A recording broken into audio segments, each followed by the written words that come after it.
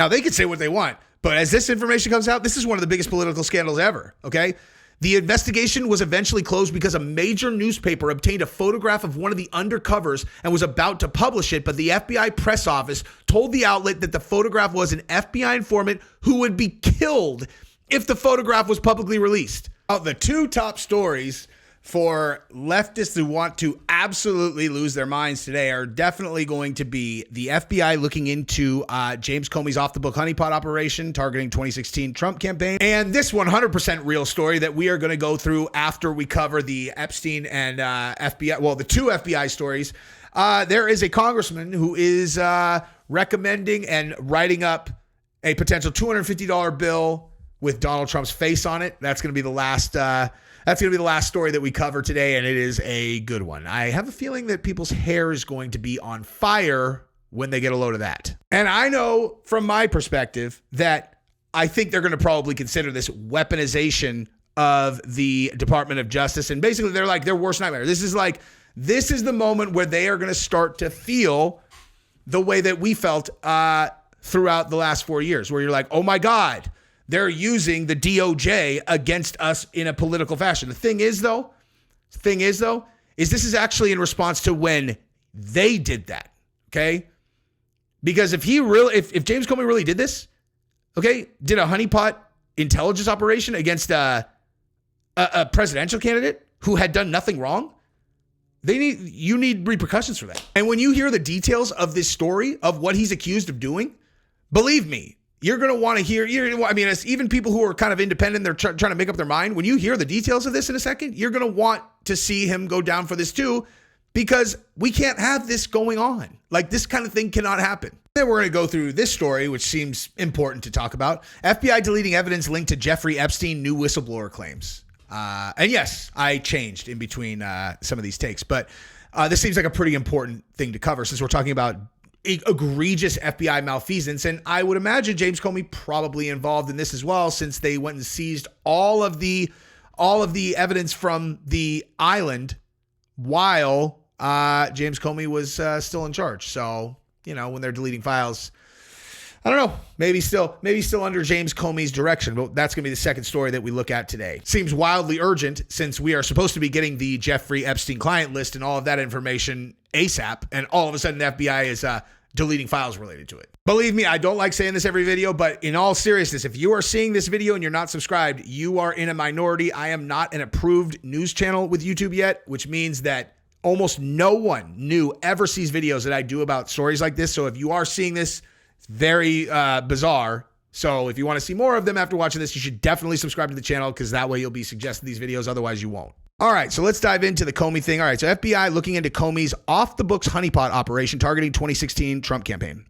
FBI leadership is starting an investigation into the origins of the agency's plan a decade ago to infiltrate the campaign of presidential candidate Donald Trump using two female undercover honeypot agents. Like, how is this a real thing? How is this a real thing? The off-the-books investigation, launched in 2015 by FBI Director James Comey, was revealed by an agency whistleblower in a protected disclosure to the House Judiciary Committee last year, and first reported exclusively by the Washington Times in October. In the intelligence community, a honeypot commonly refers to an undercover operative, usually a woman, who feigns sexual or romantic interest to obtain information from a target. I mean... Because here's the thing, guys. Okay, if you don't know the history of the FBI back when it was under oh my God, this is scary. I really am starting to think, like, I could talk real fast, but I am also J. Edgar Hoover. Oh my God, see what I mean? I do that like at least once a day. I lose a person I know, and I'm thinking, and I'm like, wait a minute, what's their name? And it's like my filing system. It's like it's taking a long to remember. A little bit concerning. Probably a little too much talk, Anyway, so the J. Edgar Hoover FBI, they had recordings and blackmail on everyone. Everyone. Okay? That was their MO. That's why they were so powerful. And so you could look at this as the FBI just doing what they normally do. If that legacy had continued on, then maybe they're looking for dirt on each candidate so that when the candidate gets elected, they have insurance against them or some kind of leverage. Because they had it on Hillary. They had her dead to rights on the email case, right? And so they've got her covered. So maybe they're going and looking for this on Trump. Or maybe they're trying to put their finger on the scale. But I don't know, because what Comey did to swing that election by coming out again, with the Clinton case was unbelievable. I mean, the fact that they buried that case when you saw that recent whistleblower tell, what was going on with her server, the private server that was hidden in her bathroom, and how she had 7 special access project files in that email. And you heard him talk about that he had been in SCIFs where they had special access projects, and the process by which he was able to review that information, it was like he had to go tell his manager. His special access project is a compartmentalized thing that's above top secret, okay? And so if he wanted to review special access project documents, he had to go to his supervisor. They would walk over together. They would unlock the files together. He would go into a private room with no devices. He would review it alone, completely surveilled by every angle, and audio, whatever. And then when he left, they would go and they would lock it up again. That's how secure this stuff was. And she had digital versions of them, and 7 of them were in her email on the private server. And the guy said that he believes that she was treating it as a Dropbox for foreign agents. Like it would have been like the biggest espionage scandal of all time. But that's just the word of one whistleblower, But anyway, the whistleblower said 2 female FBI undercover employees infiltrated Mr. Trump's 2016 campaign at high levels and were directed to act as honeypots while traveling with Mr. Trump and his campaign staff. The Times has learned that the Bureau, now led by Director Kash Patel and Deputy Director Dan Bongino, is looking for those once undercover employees under Mr. Comey's direction. FBI declined to comment. According to the whistleblower disclosure, which the Times reviewed, the investigation differed from Crossfire Hurricane, a later FBI counterintelligence operation that looked into never proved allegations that the campaign colluded with Russia. The whistleblower said the early off-the-books criminal investigation targeted Mr. Trump and his staff. Mr. Trump launched his presidential campaign in 2015, about a year before the FBI opened Crossfire Hurricane. The whistleblower agent personally knew that Mr. Comey ordered the FBI investigation into Mr. Trump and that Mr. Comey personally directed it, according to the disclosure. Now, Mr. Comey, obviously, if you guys didn't know, had a very tight relationship with Bob Mueller, who was the special counsel in charge of investigating the Russia thing. So none of that looks fishy. Again, and if you guys have not been following me for a long time in terms of like my political arc, my arc went like this. I was firmly on the other side that I am now. And I just slowly but surely throughout that process was kind of like, man, there's a lot of stuff that's not really adding up. And the Mueller report ended up being this like precipice where it was like either I was right before or I was completely wrong, and it all hinges on whether or not he actually is dirty on Russia, because I bought it all. And when I read the Russia, I read every single word of that report, and there was nothing, dude. Every single thing that they had said had been a lie. MSNBC, lies. Every single part of that thing that I had watched Rachel Maddow and all this, because I'm like, there's no way this isn't true. They can't just put this stuff out if it's not true. I didn't know before that they just put out lies constantly. And so when they had nothing, that was the like big tipping point where I was like, wow, the people I thought were crazy were right. Anyway, and then from there I start, once you have your eyes open to it, then you start looking and everything falls into that category, The investigation did not appear to target a specific crime, but was more of what agents would describe a fishing expedition to find anything incriminating against Mr. Trump. The whistleblower said the undercover operation was obscured from Justice Department Inspector General Michael E. Horowitz, who investigated misconduct in the Bureau's probe of the Trump campaign. The case had no predicated foundation, so Comey personally directed the investigation without creating an official case file in Sentinel or any other FBI system. The FBI has multiple methods of protecting highly sensitive investigations, so Comey did not have a legitimate reason not to officially create an official investigation file or have a file number. So he went rogue. Comey went rogue is what that's saying. Okay? That's insane. Comey goes rogue. He's like, hey, get in there and do what you got to do. Sleep with whoever you got to sleep with. Get them talking. Let's see what they've got. You're down to take your pants off for this, right? The disclosure says the secret investigation may have indicated institutional bias at the FBI against Mr. Trump, though it does not appear that any information about this investigation was turned over to Trump's criminal defense counsels. The investigation was eventually closed because a major newspaper obtained a photograph of one of the undercovers and was about to publish it. But the FBI press office told the outlet that the photograph was an FBI informant who would be killed if the photograph was publicly released. Wow. Wow. In fact, it was a photograph of the FBI undercover employee. That's unbelievable. The FBI whistleblower employee noted in the disclosure that one of the undercovers agreed to be transferred to the CIA so she would not be available as a potential witness. That is insane. The other undercover employee was rewarded for her activities through a promotion in the Bureau and is now a high-level FBI executive in a major field office. The whistleblower employee observed one or more employees of the FBI being directed to never discuss this operation with anyone ever again, including other people involved in the 2016 Trump campaign infiltration operation. The FBI employee making this disclosure took this admonishment as a direct threat to the employees who received it. I mean, this is one of the biggest political scandals of all time.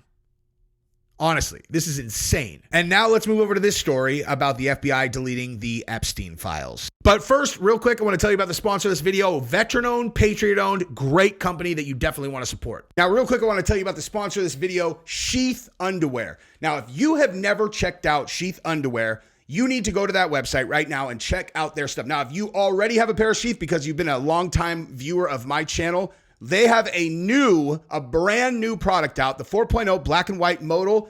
I am telling you right now, you need to go check these out. Now, if you've never been there before, this is what I'm going to do for everybody, okay? I haven't done this in a few months, so here's what we're doing. If you go to sheathunderwear.com and you go shopping, look at all of the different stuff that they have. They have stuff for men. They have stuff for women. They have all kinds of different stuff that you are going to like. Anything that you buy on that website using the promo code FIRE, and then you send me the receipt to Real Jesse on Fire, you'll be entered to win your choice. I'm switching it up today. Your choice of a pair of Jordans, a Ridge wallet, or one of these new 3D wall prints that I will show you when you look. But the key thing is Sheath Underwear is patriot-owned, veteran-owned, incredible underwear with incredible features. Nice little place for you to tuck your twin berries, but also great stuff for women. That's sheathunderwear.com. Make sure you use promo code FIRE for 30% off, and then you send the receipt to realjesseonfire@gmail.com. Let's go. All right, let's go. Let's take a look. All right, so FBI deleting evidence linked to Jeffrey Epstein, new whistleblower claim. A whistleblower has come forward with allegations that the Federal Bureau of Investigation systematically deleted evidence tied to high-profile cases related to Jeffrey Epstein. The allegations were aired by podcaster Benny Johnson. This comes after the Trump administration began reviewing the Epstein files before their possible release. Now, I know you guys have been hearing about this, but this is just like... This is the kind of thing that Dan Bongino and these guys, they're going to root this stuff out, man. An alleged whistleblower alleged that the Federal Bureau of Investigation systematically deleted massive amounts of evidence tied to high-profile cases related to Jeffrey Epstein and internal operations against American citizens. The alleged move was aimed at obstructing investigations led by FBI Director Kash Patel and Deputy Director Dan Bongino. Man, they're going to wish they didn't do that, dude. Or maybe they won't, because what they deleted maybe would have been so damning in terms of, their exposure that, they had to do it, right? Something that they had to do. Oh, my God, what just happened? Sorry, I just got on the wrong page. On Friday, Attorney General Pam Bondi said that she is reviewing the Epstein files herself and has not yet seen any major revelations from the closely guarded document. It's sitting on my desk right now to review. That's been a directive by President Trump. I'm reviewing that. Bondi told Fox News. Jeffrey Epstein, who has links with many highly influential people, died by suicide at New York's Metropolitan Correctional Center in August 2019 while in federal custody awaiting trial on sex trafficking charges. Since Epstein's death, the FBI has released many documents on its investigation into him, but his so-called client list has remained under wraps. Many lawmakers on the Hill have called on Bondi to release the Epstein client list, including Reps Tim Burchett, yada, yada, yada. So, listen, dude, that is a wild story and one that we need to know if it's true. We need to know who is deleting this information. You know what I mean? Like, who's doing this?